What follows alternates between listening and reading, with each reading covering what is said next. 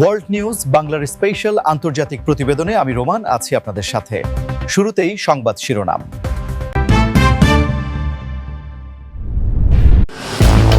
ইরানে মার্কিন হামলা ঠেকিয়েছে উপসাগরীয় ৩ দেশ, সৌদি কর্মকর্তা। গ্রিনল্যান্ড কিনতে যুক্তরাষ্ট্রের খরচ হতে পারে $700 বিলিয়ন, ৮০% আমেরিকানই কিনতে চায় না। বাংলাদেশ সহ যে ৭৫টি দেশের অভিবাসন ভিসার কাজ স্থগিত করল ট্রাম্প প্রশাসন।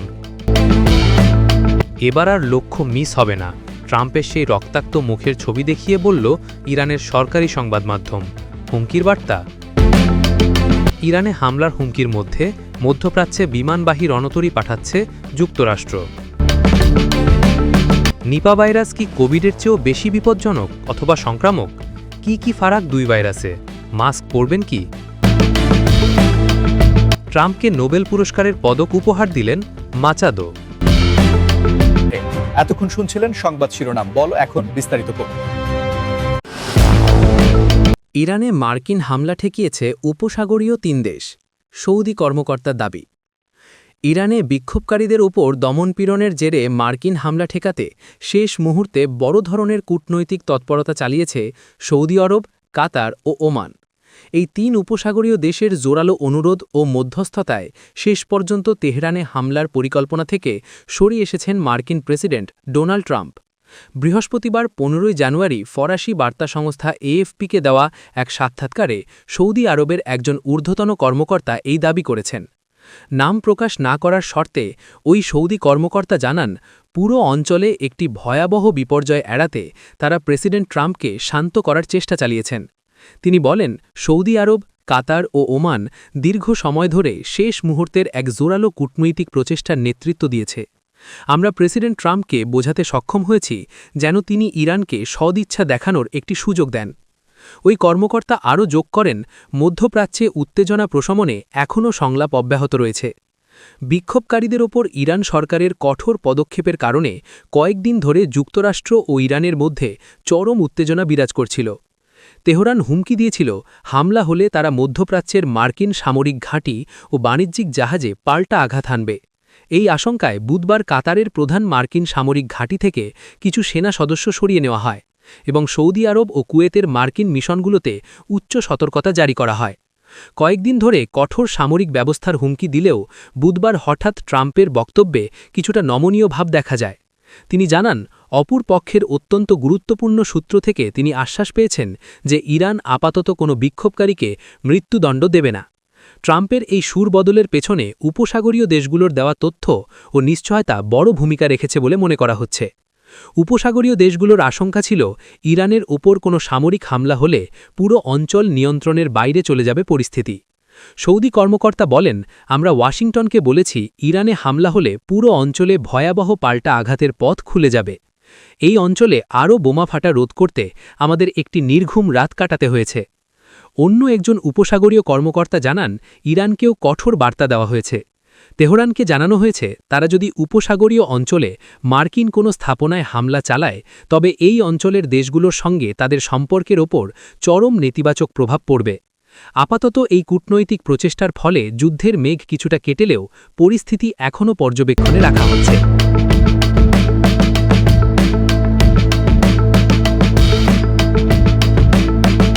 বাংলাদেশ সহ যে ৭৫টি দেশের অভিবাসন ভিসার কাজ স্থগিত করল ট্রাম্প প্রশাসন।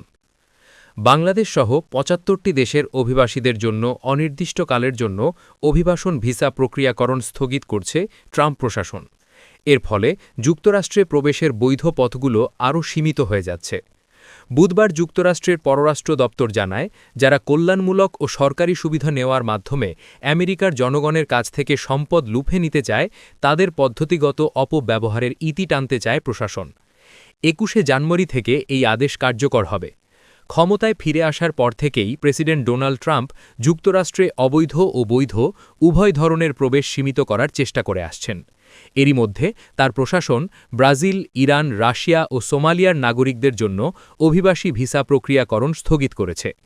এবার যে ৭৫টি দেশের তালিকা প্রকাশ করা হয়েছে তার মধ্যে দক্ষিণ এশিয়ার মধ্যে বাংলাদেশ সহ পাকিস্তান, আফগানিস্তান, নেপাল ও ভুটানও রয়েছে।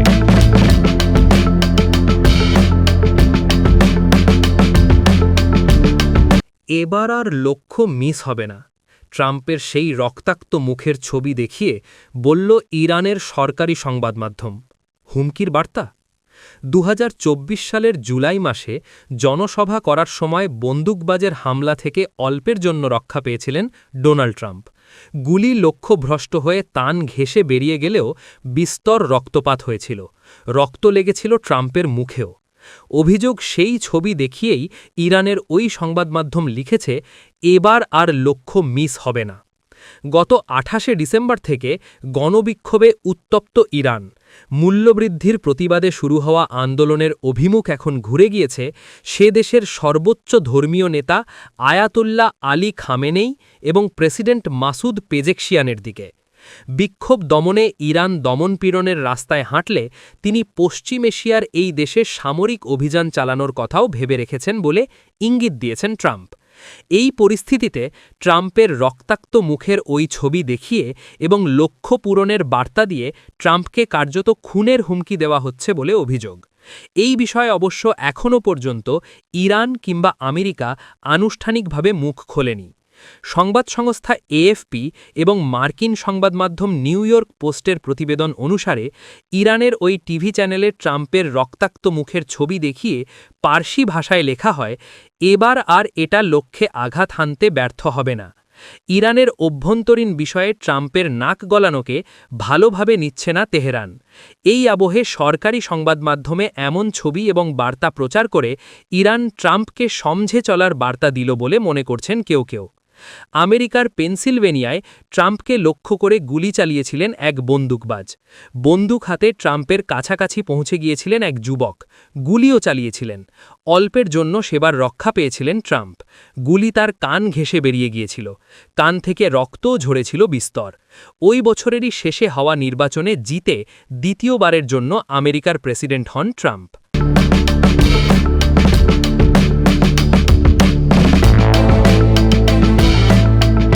ইরানে হামলার হুমকির মধ্যে মধ্যপ্রাচ্যে বিমানবাহী রণতরী পাঠাচ্ছে যুক্তরাষ্ট্র। যুক্তরাষ্ট্র মধ্যপ্রাচ্যে একটি বিমানবাহী রণতরী পাঠাচ্ছে। মার্কিন প্রতিরক্ষা দপ্তর পেন্টাগনের নির্দেশে দেশটির বিমানবাহী রণতরী ইউএসএস অ্যাব্রাহাম লিঙ্কন এবং এর সঙ্গে থাকা স্ট্রাইক গ্রুপ দক্ষিণ চীন সাগর থেকে মধ্যপ্রাচ্যের দিকে যাত্রা শুরু করেছে। আজ বৃহস্পতিবার যুক্তরাষ্ট্র সম্প্রচার মাধ্যম নিউজ নেশনের এক প্রতিবেদনে এ কথা বলা হয়েছে। ভেনেজুয়েলার সাম্প্রতিক অভিযানের কারণে বর্তমানে মধ্যপ্রাচ্য বা ইউরোপে যুক্তরাষ্ট্রের বিমানবাহী কোনো রণতরী মোতায়েন নেই। এমন এক সময়ে যুক্তরাষ্ট্র মধ্যপ্রাচ্যে বিমানবাহী রণতরী পাঠাচ্ছে যখন ইরানের সঙ্গে দেশটির উত্তেজনা তীব্রতর হয়েছে। যুক্তরাষ্ট্রের প্রভাবশালী সংবাদমাধ্যম দ্য ওয়াল স্ট্রিট জার্নাল জানিয়েছে, গত অক্টোবরে মার্কিন প্রেসিডেন্ট ডোনাল্ড ট্রাম্পের নির্দেশে ভূমধ্যসাগর থেকে বিমানবাহী মার্কিন রণতরী ইউএসএস জেরাল্ড আর ফোর্ড ক্যারিবীয় অঞ্চলে পাঠানো হয়। এর ফলে বর্তমানে ইরানের বিরুদ্ধে সম্ভাব্য কোনো সামরিক অভিযানে অংশ নেওয়ার মতো অবস্থানে যুক্তরাষ্ট্রের কোনো বিমানবাহী রণতরী নেই, মধ্যপ্রাচ্য বা এর আশপাশের অঞ্চলে। অতীতে তেহরানের সঙ্গে যুক্তরাষ্ট্রের উত্তেজনার সময় কখনও এমন পরিস্থিতির সৃষ্টি হয়নি।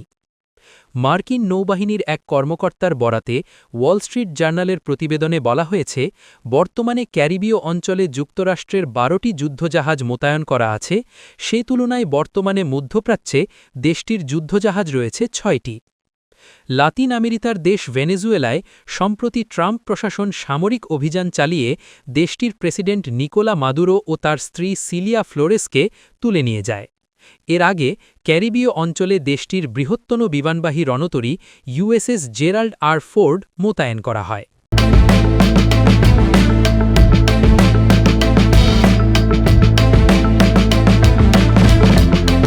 নিপা ভাইরাস কি কোভিডের চেয়েও বেশি বিপজ্জনক অথবা সংক্রামক?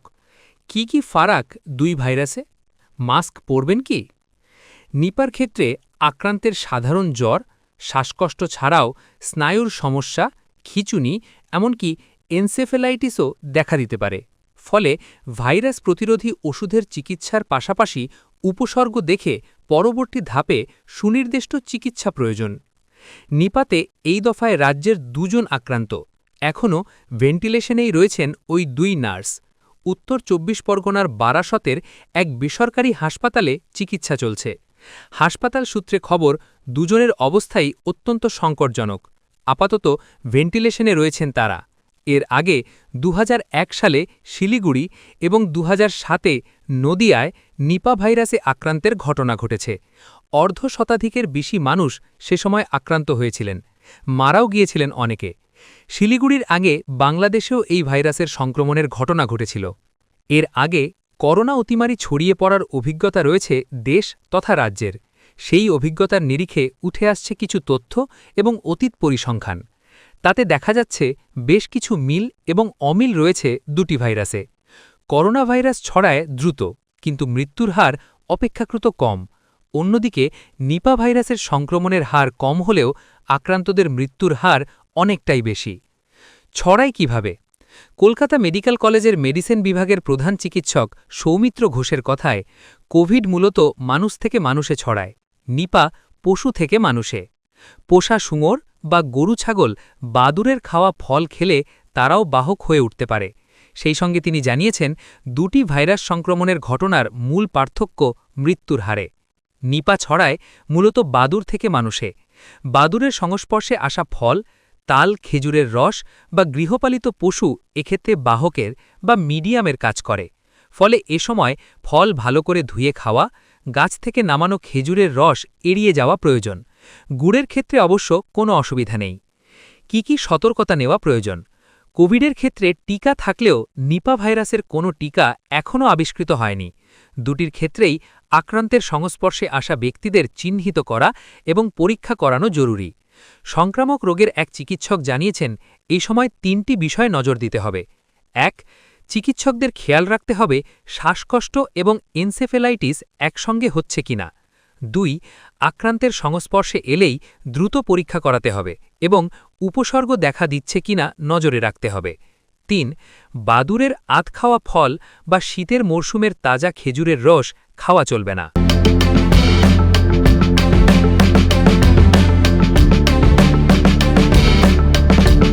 ট্রাম্পকে নোবেল পুরস্কারের পদক উপহার দিলেন মাচাদো। যুক্তরাষ্ট্রের প্রেসিডেন্ট ডোনাল্ড ট্রাম্পকে নিজের নোবেল শান্তি পুরস্কারের পদক উপহার দিয়েছেন ভেনেজুয়েলার বিরোধী নেতা মারিয়া করিনা মাচাদো। গতকাল বৃহস্পতিবার হোয়াইট হাউসে তিনি ট্রাম্পের সঙ্গে সাক্ষাৎ করেন। মাচাদো বলেন, তিনি ট্রাম্পকে তার নোবেল শান্তি পুরস্কারের পদক উপহার দিয়েছেন। ট্রাম্প এই পদক পাওয়ার পর সামাজিক যোগাযোগ মাধ্যমে কৃতজ্ঞতা জানিয়েছেন। এক পোস্টে তিনি জানান, এই পুরস্কার পারস্পরিক শ্রদ্ধার চমৎকার নিদর্শন। ট্রাম্পের সঙ্গে সরাসরি প্রথমবার সাক্ষাতের পর মাচাদো বলেন, আমি মনে করি আজ ভেনেজুয়েলাবাসীর জন্য একটি ঐতিহাসিক দিন। কারাকাসে মার্কিন বাহিনী ভেনেজুয়েলার প্রেসিডেন্ট নিকোলা মাদুরোকে তুলে নেওয়ার পর দেশটির বিরোধী দলের নেতা মাচাদো যুক্তরাষ্ট্রের সমর্থন পাবে বলে অনেকেই ধারণা করেছিলেন, কারণ দেশটিতে ২০২৪ সালের বিতর্কিত নির্বাচনে জয় দাবি করেছিলেন মাচাদো। তবে মাদুরোকে তুলে নেওয়ার পর মাচাদোকে সমর্থন দিতে অস্বীকৃতি জানান ট্রাম্প। এর পরিবর্তে তিনি সেখানে ভারপ্রাপ্ত প্রেসিডেন্ট দেলসি রদ্রিগেজের সঙ্গে কাজ শুরু করেন। হোয়াইট হাউস থেকে বেরিয়ে মাচাদো বাইলের ফটকের কাছে জড়ো হওয়া সমর্থকদের সঙ্গে কথা বলেন। অ্যাসোসিয়েটেড প্রেসের মতে তিনি স্প্যানিশে বলেন, আমরা ট্রাম্পের উপর ভরসা করতে পারি। পরে ইংরেজিতে সাংবাদিকদের তিনি বলেন, আমি যুক্তরাষ্ট্রের প্রেসিডেন্টের হাতে নোবেল শান্তি পুরস্কারের পদক তুলে দিয়েছি। ট্রাম্প প্রায় নোবেল শান্তি পুরস্কার পাওয়ার ইচ্ছার কথা বলেন। মাচাদো যখন গত বছর এই সম্মান গ্রহণ করেন, তখন তিনি অসন্তোষ প্রকাশ করেছিলেন। মাচাদো গত সপ্তাহে বলেছিলেন, তিনি নোবেল পুরস্কার ট্রাম্পের সঙ্গে ভাগ করে নেবেন। তবে নোবেল কমিটি পরে স্পষ্ট করে জানায়, এটি হস্তান্তরযোগ্য নয়। নোবেল কমিটি গত সপ্তাহে একটি বিবৃতিতে বলেছে, একবার নোবেল পুরস্কার ঘোষণা করা হলে তা বাতিল, ভাগ বা অন্যের কাছে হস্তান্তর করা যায় না। এই সিদ্ধান্ত চূড়ান্ত ও চিরস্থায়ী। হোয়াইট হাউস বৈঠকের আগে গতকাল বৃহস্পতিবার নোবেল পিস সেন্টার এক্সে লিখেছিল, একটি পদকের মালিক বদলাতে পারে, কিন্তু নোবেল শান্তি পুরস্কার বিজয়ীর উপাধি বদলানো যায় না। মাচাদো ওয়াশিংটন সফরে কংগ্রেসেও মার্কিন সেনেটরদের সঙ্গে বৈঠক করেন। মাচাদোর ট্রাম্পের সঙ্গে বৈঠকে প্রত্যাশা ছিল, তিনি রদ্রিগেজের অন্তর্বর্তী সরকারকে সমর্থন দেওয়া যে ভুল তা বোঝাতে চেষ্টা করবেন এবং তার বিরোধী জোটই এই রূপান্তরের দায়িত্বে থাকা উচিত বলে দাবি করবেন। হোয়াইট হাউসের প্রেস সেক্রেটারি ক্যারোলিন লেভিট বৈঠক চলাকালীন সাংবাদিকদের বলেন, মাচাদো ভেনেজুয়েলার বহু মানুষের জন্য এক অসাধারণ ও সাহসী কণ্ঠস্বর এবং ট্রাম্প ভেনেজুয়েলার জীবনের বর্তমান বাস্তবতা নিয়ে খোলামেলা ও ইতিবাচক আলোচনা আশা করছিলেন। মাদুরোকে ৩ জানুয়ারি আটক করার পর ট্রাম্প প্রশাসন দ্রুত ভেনেজুয়েলার তেল খাত পুনর্গঠনের উদ্যোগ নেয়। গত বুধবার এক মার্কিন কর্মকর্তা জানান, যুক্তরাষ্ট্র $৫০ কোটি মূল্যের ভেনেজুয়েলার তেলের প্রথম বিক্রি সম্পন্ন করেছে। নিষেধাজ্ঞাভুক্ত ভেনেজুয়েলার তেল বহনকারী বলে সন্দেহ করা ট্যাঙ্কারগুলোকেও যুক্তরাষ্ট্র জব্দ করেছে। গতকাল মার্কিন বাহিনী ৬ নম্বর ট্যাঙ্কারের নিয়ন্ত্রণ নিয়েছে। এর আগে বুধবার ট্রাম্প ও রদ্রিগেজ ফোনালাপ করেন। পরে ট্রাম্প ট্রুথ সোশ্যালে দেলসি রদ্রিগেজের প্রশংসা করে এক অসাধারণ মানুষ বলে উল্লেখ করেন। রদ্রিগেজও ফোনালাপকে ফলপ্রসূ ও সৌজন্যমূলক বলে উল্লেখ করেন।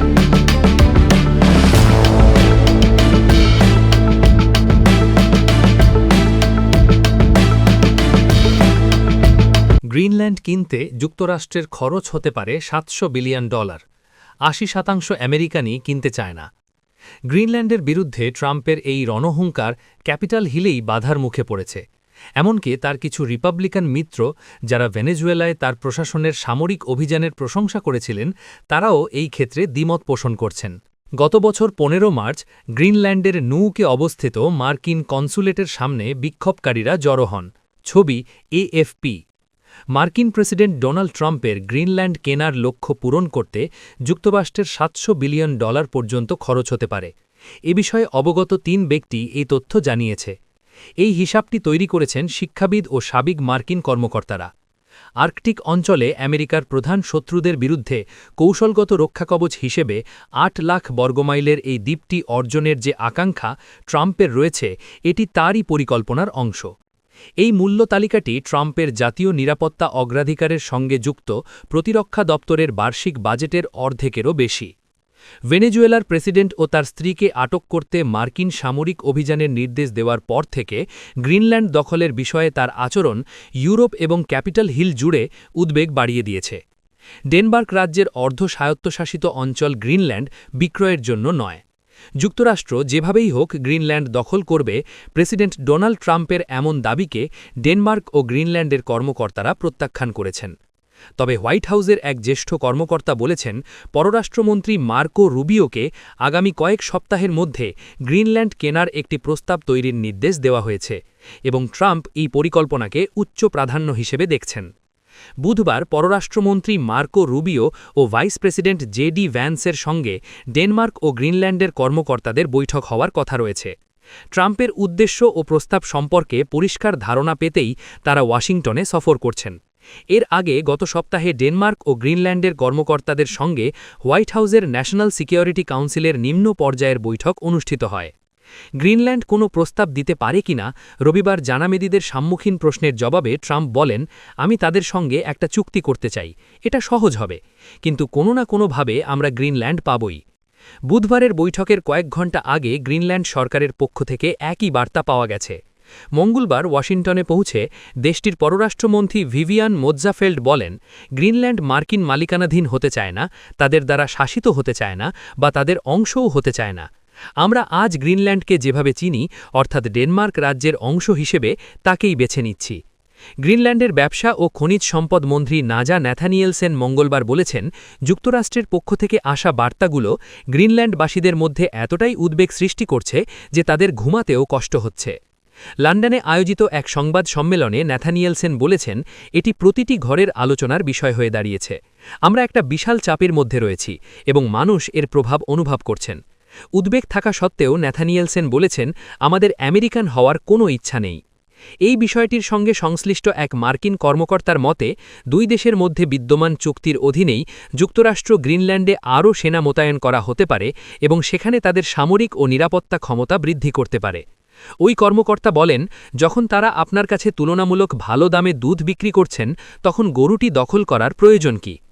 যদিও ট্রাম্প প্রশাসনের কিছু কর্মকর্তা বলেছেন যে ৫৭,০০০ বাসিন্দার এই দ্বীপটি দখল করতে যুক্তরাষ্ট্র সামরিক শক্তি ব্যবহার করতে পারে, তবে প্রশাসনের অন্যান্য কিছু কর্মকর্তা এবং হোয়াইট হাউসের বাইরের মিত্ররা মনে করেন, গ্রিনল্যান্ড কেনার চেয়ে এর সঙ্গে নতুন কৌশলগত জোট গঠন করাই বেশি সম্ভাবনাময় উপায়।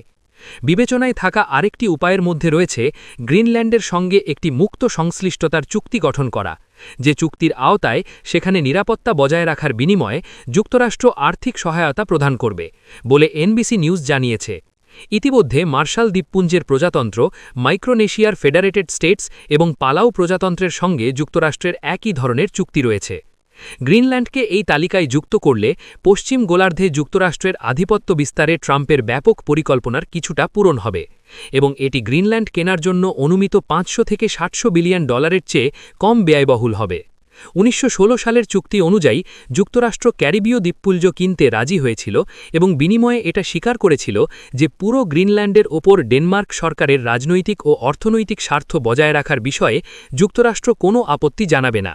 ট্রাম্প বলেছেন যে তিনি গ্রিনল্যান্ডের ভূমির ওপর আরও বেশি অধিকার পেতে এটি দখল করতে চান। বিষয়টিকে তিনি একটি সম্পত্তি ইজারা নেওয়া বনাম মালিকানা পাওয়ার সঙ্গে তুলনা করেছেন। মালিকানা পেলে গ্রিনল্যান্ড গুয়াম, আমেরিকান সামোয়া বা পুয়ের্তো রিকোর মতো একটি মার্কিন অঞ্চলে পরিণত হবে এবং দীর্ঘমেয়াদে দ্বীপটির সঙ্গে ওয়াশিংটনের সামরিক সম্পর্ককে আরও সুসংহত করবে। এই বিষয়ের কিছু বিশেষজ্ঞ ও সাবেক মার্কিন কর্মকর্তাদের সংসদীয় সাক্ষাতের অনুযায়ী গ্রিনল্যান্ড দখলের বিষয়ে ট্রাম্পের এই আকাঙ্ক্ষা আংশিকভাবে এই উদ্বেগ থেকে তৈরি যে দ্বীপটির বাসিন্দারা স্বাধীনতা চাইতে পারে, আর তারা সফল হলে দ্বীপটির 27,000 মাইল দীর্ঘ উপকূল রেখা রাশিয়া বা চীনের মতো শত্রুপক্ষের হাতে চলে যেতে পারে। তবে গ্রিনল্যান্ডবাসী বিশাল ব্যবধানে যুক্তরাষ্ট্রের অংশ হওয়ার ধারণাটি প্রত্যাখ্যান করেছে। গত বছরের একটি স্বাধীন জনমত জরিপের অনুযায়ী প্রায় 85% মানুষ এই ধারণাটি নাকচ করে দিয়েছে। সাবেক আবাই ব্যবসায়ী ট্রাম্প দীর্ঘদিন ধরেই গ্রিনল্যান্ডের ওপর নজর রেখেছেন। তার মতে উত্তর মেরু বা আর্কটিক সার্কেলে জাতীয় নিরাপত্তার স্বার্থে যুক্তরাষ্ট্রের এটি প্রয়োজন এবং তারা এটি দখল করার বিষয়ে বিবেচনা করবে। ট্রাম্প যখন প্রথম মেয়াদে দ্বীপটি কেনার বিষয়ে আগ্রহ প্রকাশ করেছিলেন তখন তার কাছের সহযোগীরাও এই বিষয়টিকে তেমন একটা গুরুত্ব দেননি। তবে তার দ্বিতীয় মেয়াদে পরিস্থিতি নাটকীয়ভাবে বদলে গেছে। গ্রিনল্যান্ড নিয়ে তার এই পরিকল্পনা এখন তার প্রশাসনের ভেতরে এবং আমেরিকার মিত্র দেশগুলোর কাছে অনেক বেশি গুরুত্ব পাচ্ছে। গত জানুয়ারি থেকে দায়িত্ব নেওয়ার পর থেকে ট্রাম্প এই বিষয়ে প্রকাশ্য তৎপরতা শুরু করেন। ডিসেম্বরে তিনি লুইজিয়ানার গভর্নর জেফ্রি ল্যান্ড্রিকে গ্রিনল্যান্ড বিষয়ক বিশেষ দূত হিসেবে নিয়োগ করেন, যা ডেনমার্ক ও গ্রিনল্যান্ডের কর্মকর্তাদের মধ্যে নতুন করে উদ্বেগ জাগিয়েছে। বর্তমানে ইউরোপ এবং যুক্তরাষ্ট্রে এক ধরনের ধারণা তৈরি হয়েছে। পশ্চিম গোলার্ধে এক আমেরিকার প্রভাব বিস্তারে ট্রাম্প তার গ্রিনল্যান্ড দখলের আকাঙ্ক্ষায় কিছুটা হলেও সফল হবেন। এখন প্রশ্ন হল, পদ্ধতিটি কী হবে? অর্থনৈতিক জবরদস্তি, কূটনৈতিক নাকি সামরিক শক্তি, এবং এর সীমা কতদূর? একটি নির্দলীয় think tank the German Marshall Fund of the United স্টেটসের ফেলো ইয়ান লেসারের মতে সামরিক শক্তি প্রয়োগের সম্ভাবনা জিয়ে রেখে গ্রিনল্যান্ড দখলের বিষয়ে ট্রাম্পের এই হুমকি দেওয়ার উদ্দেশ্য হতে পারে ডেনমার্ক ও গ্রিনল্যান্ডকে আলোচনার টেবিলে বসাতে বাধ্য করা, যাতে সেখানে যুক্তরাষ্ট্র আরও সুবিধাজনক অবস্থানে থাকতে পারে। তিনি বলেন, আমি এখনও মনে করি এই বিষয়ে সামরিক শক্তি প্রয়োগের সম্ভাবনা অত্যন্ত কম। তিনি আরও বলেন, এটি অপ্রয়োজনীয়। এর সার্থকতা কী? এটি ন্যাটো জোটের ভেতরে অকল্পনীয় উত্তেজনার সৃষ্টি করবে, এমনকি এই জোটের সেমিপ্টিত হবে। আর আমি মনে করি না ক্যাপিটল হিলে কেউই প্রেসিডেন্টকে এই জন্য সমর্থন করবেন। গ্রিনল্যান্ডের বিরুদ্ধে ট্রাম্পের এই রণহুঙ্কার ক্যাপিটল হিলেই বাধার মুখে পড়েছে। এমনকি তার কিছু রিপাবলিকান মিত্র, যারা ভেনেজুয়েলায় তার প্রশাসনের সামরিক অভিযানের প্রশংসা করেছিলেন, তারাও এই ক্ষেত্রে দ্বিমত পোষণ করছেন। মঙ্গলবার দ্বিপাক্ষিক সিনেটর একটি আইন প্রস্তাব উপস্থাপন করেছেন, যা ডিফেন্স ডিপার্টমেন্টকে কোনো ন্যাটো মেম্বার রাষ্ট্রের অনুমতি ছাড়া বা নর্থ আটলান্টিক কাউন্সিলের অনুমোদন ছাড়া সেই রাষ্ট্রের সার্বভৌম এলাকায় নিয়ন্ত্রণ স্থাপন করতে তহবিল ব্যবহার করতে বাধা দেবে। এটি গ্রিনল্যান্ড দখলের বিষয়ে ট্রাম্পের আচরণের বিরুদ্ধে বিরোধিতার একটি স্পষ্ট বার্তা। গ্রিনল্যান্ডে পিঠুওফিক স্পেস বেসে যুক্তরাষ্ট্রের একটি ছোট সামরিক ঘাঁটি রয়েছে। গত বছর ভাইস প্রেসিডেন্ট জে.ডি. ভ্যান্স ও তার স্ত্রী উষা ভ্যান্স ঘাঁটিটি পরিদর্শন করেছিলেন। এই ঘাঁটিতে যুক্তরাষ্ট্রের স্পেস ফোর্স ও অন্যান্য সামরিক কর্মীরা রাডার প্রণালী পরিচালনা করেন, যা রাশিয়ার পরবর্তী সম্ভাব্য আক্রমণের জন্য অগ্রিম সতর্কবার্তা সরবরাহ করে। এছাড়াও যুক্তরাষ্ট্র ও ডেনমার্ক নিয়মিত অঞ্চলের সামরিক অভিযানের সম্পর্কে গোয়েন্দা তথ্য ভাগাভাগি করে। গ্রিনল্যান্ড দীর্ঘকাল ধরেই আরও বেশি যুক্তরাষ্ট্রীয় সামরিক উপকরণ মোতায়েন বা তাদের সামরিক সম্পদ, যার মধ্যে বিরল মিনারেল উপাদান অন্তর্ভুক্ত, সেগুলি নিয়ে আলোচনার বিষয়ে ইতিবাচক মনোভাব দেখিয়েছে। ডেনমার্কের প্রধানমন্ত্রী মেটে ফ্রেডারিকসেন গত বছর বলেছিলেন, গ্রিনল্যান্ডে মার্কিন সেনাবাহিনীর জন্য আরও শক্তিশালী পদচ্ছাপ নিশ্চিত করার উপায় খুঁজে বের করা সম্ভব। তিনি বলেন, যুক্তরাষ্ট্র ইতিমধ্যে সেখানে রয়েছে এবং তাদের সামনে আরও সুযোগ পাওয়ার সম্ভাবনা রয়েছে।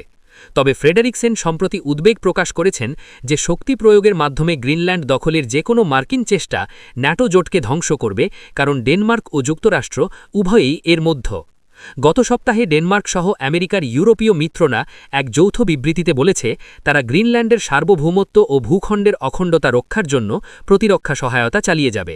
তারা বলেছে গ্রিনল্যান্ড শুধুমাত্র তার জনগণের।